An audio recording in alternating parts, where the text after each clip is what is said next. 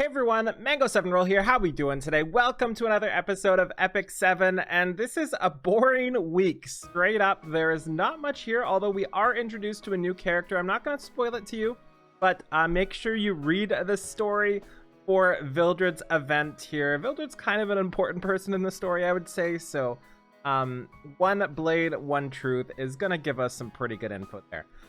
So about the side story itself, there really isn't much to say. It's your typical side story, your typical stuff, your typical rewards. You're gonna get fangs, and what's the epic? Blazing souls there. Also, powder of knowledge shop list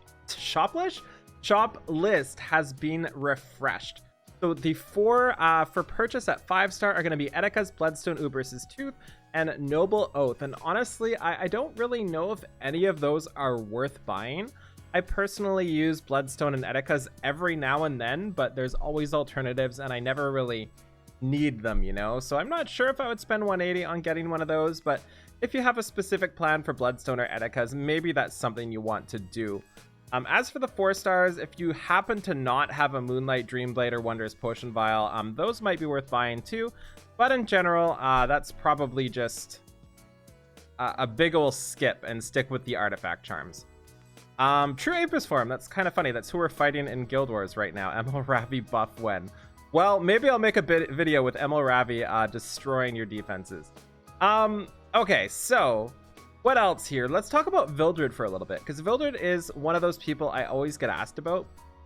And I think it's reasonable because I have promoted Vildred myself so many different times in the story, the year's worth of Epic 7 we've been playing. He is an insane farmer. There's no denying it at this point. He's just absolutely wonderful at anything to do with speed clearing, anything to do with farming. And yeah, that's about it right now. Like I'm not really using him in Guild Wars anymore. Actually, he doesn't have any gear on at all right now. But I don't use him in any sort of PvP, really any PvE outside of farming. I maybe use him for Asymmaticus and for Banshee, but he's definitely replaceable there. But if you're like a brand new account, Vildred does so much. Like it speeds up everything so unbelievably much. That said, I don't think it's somebody you should be summoning for right now. I think we have a lot of interesting and a lot of good things coming in the future that you might want to save your bookmarks for. And I just don't think it's worth summoning for Vildred at this point unless you're willing to spend for a banner coming up soon. So don't get me wrong, I do think Vildred is fantastic. He's just, I don't know, I feel like the buff to Yuna and a couple other characters added and a couple other things changed kind of made the necessary need for Vildred just not so much, you know? Like it feels like it less important than before, especially with the state of stamina right now. That it just, you don't need to kill stuff fast unless you're spending a ton of money on leaves, right? And in that case, you're spending a ton of money, you might as well get Vildred. But outside of that, I don't really think it's worth it. So let's take a look at Vildred 2 and how you might want to build him, because that's obviously a huge question that gets asked. So me personally, with my Vildred, I'm going to be using him for nothing but farming. I might use him for Asymmaticus, I might use him for Banshee, but in general, he's going to be my dog walker. So let's find Vildred here. Oh god, we're going to be here forever. Oh, there we go, we found him. So I have a +5 Vildred with no gear on right now. So there's a couple ways you can build Vildred. I really don't think cleave is the right way to go. I skilled up some of his stuff. I wish I could take it back, to be honest, because he doesn't need it. So if you're going to be building him for any sort of PvP or any sort of PvE, you don't really need speed. I find you can be set with something like 130, 140 speed. That's fast enough to go ahead of everybody in PvE that isn't a dungeon and clear them out before it matters. So that's one of the things I recommend. I really don't care too much about speed on Vildred unless you're doing something specific that needs him fast. So for him, I pretty much always want attack percent boost. So I start here. Crit sets are always good. Attack sets are always good. Speed sets are even good. That's usually what I have mine on to get him in that 130 to 160 range. But let's just go with some crit boots here. For the ring, we're going to go with the same thing, attack percent boots, and we are going to go for... it doesn't really matter too much. Let's just throw those on there. As for the neck, you have two options, I believe. You have crit chance and crit damage. Either of those work. If you can't get to capped crit chance, then you should probably use crit chance. But if you can get to capped crit chance, I would just go with crit damage. But knowing me, I can't really get there. So we're just going to go with a crit chance neck. And then since we've got 2 crit pieces and 1 attack piece, we're just going to fill the rest out with damage stats. So all we really want, crit rate, crit damage, and attack percent. That's all he cares about. He doesn't care about defensive stats. He doesn't care about effectiveness. He doesn't care about anything like that. Just all sorts of offensive stats is all we care about. So let's just throw, yeah, this on here. So this is a really quick put together Vildred here. We're having 134 speed, which is all we need to do farming like we need to farm.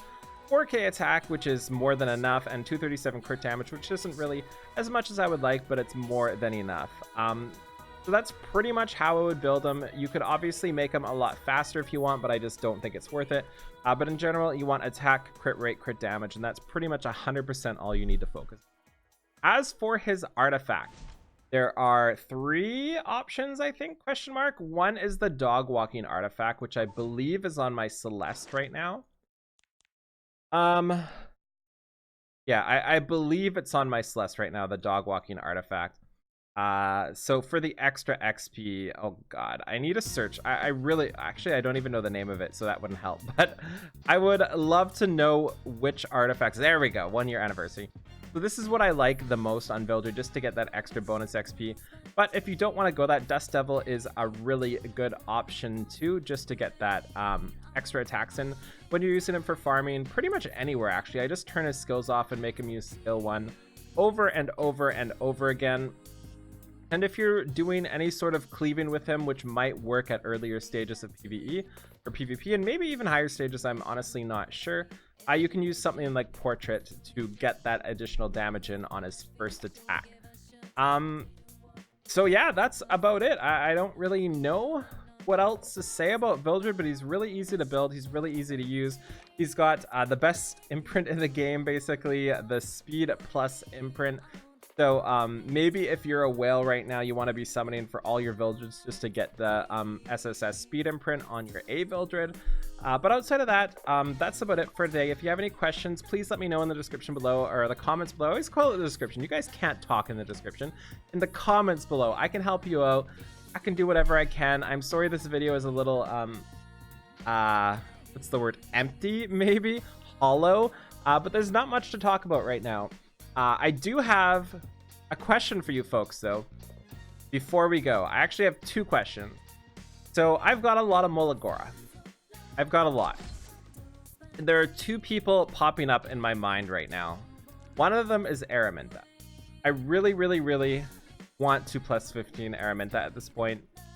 She's obviously my favorite character. I've been using her more. I have 2 more Guild Wars recorded with me using her to good effect. And I'm really happy about her, and I want to give her some more love. The other person I've been considering giving some Molagoras to, Tenebria, specifically because she's getting a new buff soon. I love her design, I love her character, I love her voice lines, but I just haven't been the biggest fan of her set, so I might be giving Tenebria some Molagoras if her buff is great. You know, like if it makes her more fun to use and more accessible. Like, she just is so cute, and her voice lines are just amazing, super amazing. So that is question 1, whether or not I should invest in those 2. Question 2 is this: which one? Which one? I've been seriously considering building Butcher Corpse Inquisitor, since I think I have pretty good gear for him. I've got this already. I've got Wind Trial Battle. I've been seriously considering it. And I also have Carrot, which I can be done in like an hour or 2. So obviously, I like Carrot more as a character. I think she might be really fun to use. But I've not really seen anybody experiment with Butcher Corpse Inquisitor, and I would like to try it out, you know? Like, that's kind of what I'm here for. To show you guys stuff so you know if they're worth building. And I I don't know why. I just feel like this would be a fun skill set to use. So I would love your opinion on the subject, if I should dive deep into Butcher Corp Inquisitor, or if I should just go ham on Carrot instead. Let me know. Either one, whatever one I do, I'm going to plus 15 them, I'm going to 6-star them, and I'm going to give them my best gear and try them out on both Guild War offense, Guild War defense, and a bunch of dungeons and stuff like that. So just let me know what you think I should do. Feel free to like, comment, subscribe. As always, hit the bell notification. I'll talk to y'all later. Bye, everybody.